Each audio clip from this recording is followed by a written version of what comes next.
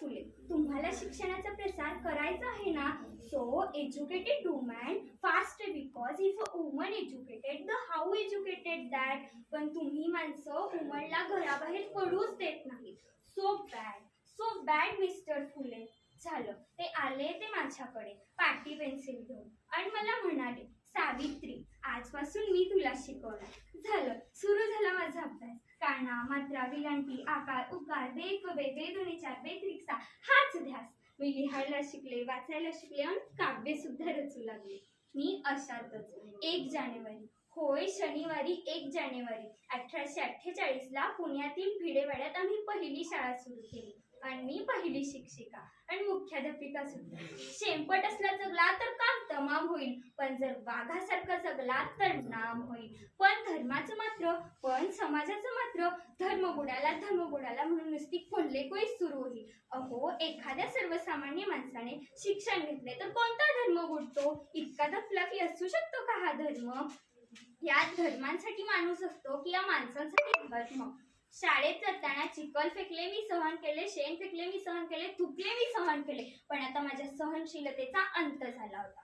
मी अचानक एक धडीगंत माझ्या समोर येऊन बोलतो, ए टवळे, कुठे निघालीस? आधी आमच्या पोराबाईनं शिकवणं बंद कर. तुला तुझी अब्रू प्यारी आहे की ते शिक्षण? कदाचित त्याला माहीत नसावं की आम्ही सुद्धा ज्योतिराव पैलवानाच्या पत्नी आहोत. एक आशी घेतली आणि चटकन त्याच्या कानाखाली लावली आणि सुनावलं की आज आलास थोबाड फुटले, पण जर पुन्हा आलास ना तर तुझ्या रक्ताने ही धरती रंगवेल. स्त्री कोणत्याही जातीची किंवा धर्माची असो, ती नेहमीच या माणसांना बळी पडत आली. व एखाद्या स्त्रीचा नवरा वारला तर तिनं सती जायचं, जर त्यात तिचा काय दोष असतो? म्हणूनच आम्ही काम केलं. इंग्रज सरकारनं सतीमती प्रकर्षित सुरू केली होती, सतीबंध सुद्धा सुरू केली.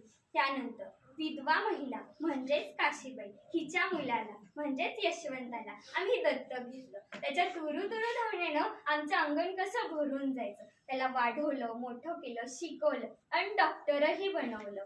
मी अशातच पुण्यात प्लेगची साथ पसरली होती. गांभीर जातीचे लोक धडाधडा मरू लागले होते आणि आम्ही यशवंताला सांगितलं, यशवंत, आपल्याला हॉस्पिटल उभारायला पाहिजे. यशवंतानं हॉस्पिटलही उभारलं आणि आम्ही सर्व रुग्णांचा उपचार करत होतो. पण प्लेग हा संसर्गजन्य रोग होता, तो कधी ना कधी मलाही होणार होता. पण मुळात आम्ही जगलो ते या समाजासाठीच ना. मग यासाठी जर मला मरण पत्करावं लागलं तर मरणात तुझं स्वागत आहे.